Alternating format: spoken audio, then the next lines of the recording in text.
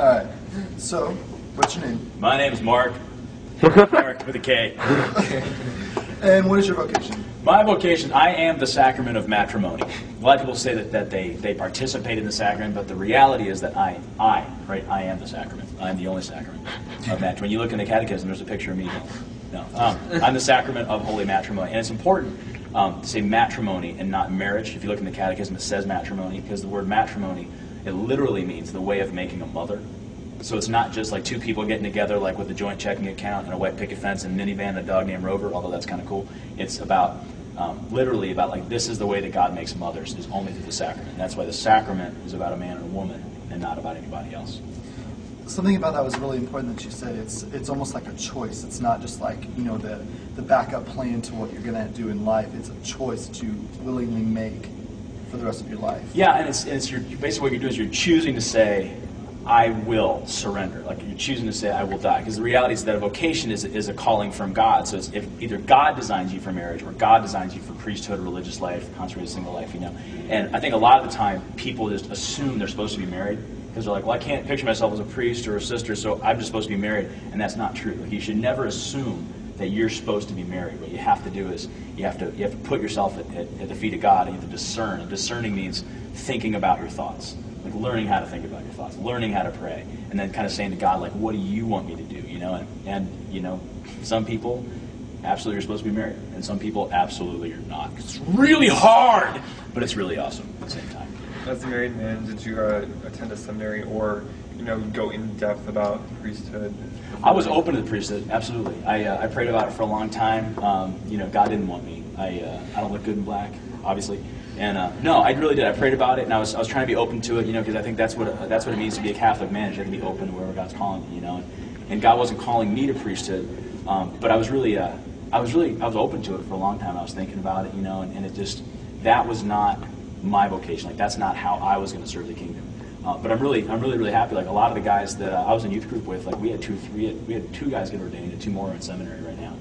So it's pretty cool because our vocations are so different, but we're so different. When did you get married? I got married I should know that faster. Wow, no, I got married about 3.5 years ago. Awesome. And what's funny was that God introduced me to my wife when I was 17. We dated for a while, but then I was really, really selfish, and I kind of ran back into sin. And then I kind of was like back to God. Like I came back to God, and then when I came back to God, I was really looking at priesthood. And that whole time, it's like she was right there, like in front of me, like the one that God designed for me, but I was just too stupid, and I wasn't praying enough, and I was too prideful. And it was only when I finally really started praying, I was really saying, like, God, what do you want? That He made it really clear. And it was when I said, God, what do you want? That He's like, duh, idiot, like it's been right here for all this time.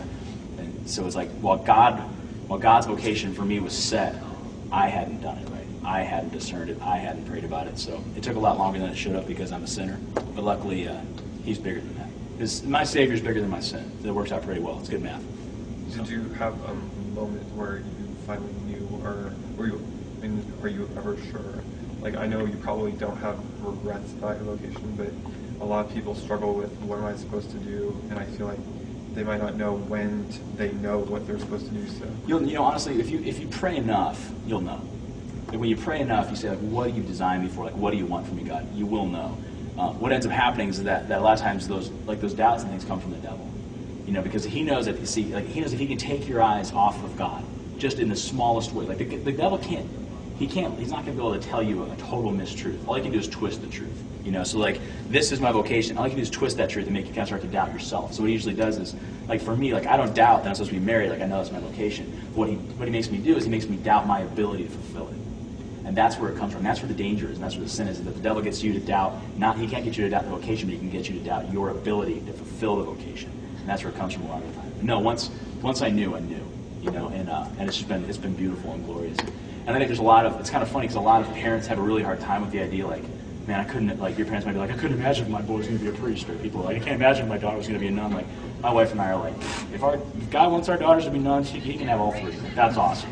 Because nuns rock. Nuns rock, by the way. All right, well, thank you very much. Hey, it's my pleasure. And if anybody wants to send a wedding gift, you just go ahead. P.O. Box 9. Okay?